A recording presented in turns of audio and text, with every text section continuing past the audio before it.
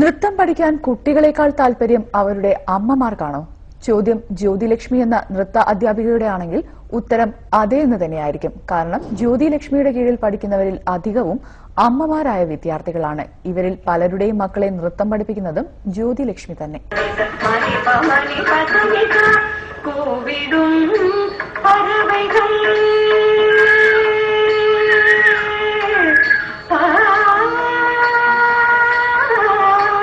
Nellimukku മൗലികയിൽ RLV ജ്യോതിലക്ഷ്മിയുടെ കീഴിലാണ് ഒരു കൂട്ടം അമ്മമാർ കുട്ടികളായി നൃത്തച്ചുവടുകൾ അഭ്യസിക്കുന്നത്. 55-കാരിയായ വീട്ടമ്മ ശ്യാമള ശൈലേന്ദ്രനാണ് കൂട്ടത്തിലെ മൂത്തയാൾ. പത്രപ്രവർത്തക, മെഡിക്കൽ റെപ്രസെന്റേറ്റീവ്, ദന്ത ഡോക്ടർ, ബാങ്ക് ഉദ്യോഗസ്ഥ, ഇങ്ങനെ നീളുന്നു മുതിർന്ന വിദ്യാർത്ഥികളുടെ പട്ടിക. കുട്ടിക്കാലത്ത് നൃത്തം പഠിച്ചിട്ടില്ലാത്തവരാണ് ഇതിലധികവും.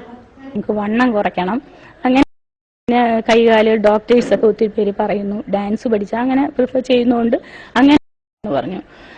പക്ഷെ ഇവിടെ വണ്ണായി കാണാൻ തുടങ്ങി. ആൾക്കാരുണ്ട്. സാധാരണ ഇപ്പൊ സ്റ്റുഡൻസ് ഒക്കെ അമ്മമാർക്കും അച്ഛന്മാർക്കും പേരൻസിന് വേണ്ടിയിട്ടാണ് പഠിക്കുന്നത്. പക്ഷെ ഇവരങ്ങനെയല്ല, അവർക്ക് വേണ്ടി പഠിക്കുകയാണ്. കുട്ടികൾക്ക് കൂട്ടുവന്ന അമ്മമാർ ഒരു രസത്തിനാണ് ഭരതനാട്യ പഠനം തുടങ്ങിയത്. പിന്നീട് കേട്ടറിഞ്ഞും പറഞ്ഞറിഞ്ഞും മറ്റുള്ളവരും എത്തി.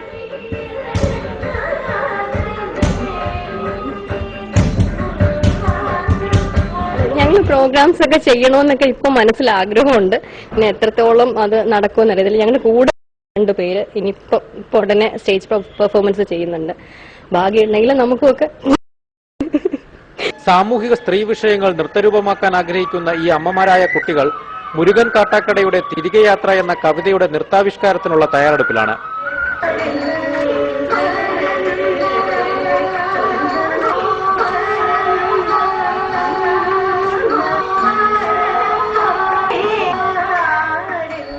Cameraman TR Shaan